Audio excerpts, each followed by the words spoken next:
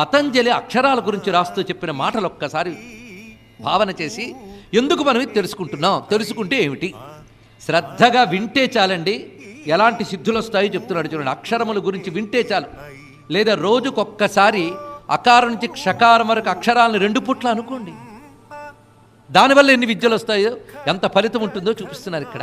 50 అక్షరాలు అంటే ఏమిటో తెలుసుకుంటే సర్వవేద పుణ్యఫలము లభిస్తుంది అన్నాడు. ఈ క్రమం ఉన్నదే ఇది ఆ నుంచి అహా, ఈ అక్షర క్రమం ఏర్పరిచింది కూడా ఋషులు. అక్షరాలన్నీ ఖచ్చితంగా అమ్మ రూపాలే. అవి మనకు ఒక్కొక్క చక్రంలో కొన్ని అక్షరాలు చొప్పున ఉంటాయి కనుక శక్తిపీఠాలు ఇక్కడే ఉన్నాయని మన శరీరంలో అన్వయించి చెప్పుకున్నాం. అయితే అక్షరాలు అమ్మ అని తెలుసుకుని మనం పట్టుకున్నాం అనుకోండి, ప్రతి అక్షరం అమ్మలా మనల్ని కాపాడుతుంది, ఆయా యోగ కేంద్రాన్ని స్పందింపజేస్తుంది. ఎందుకంటే పంచభూతాలకి 5 చక్రాలకి అనుబంధం ఉన్నది, పంచభూతాలకి అక్షరాలకి అనుబంధం ఉన్నది.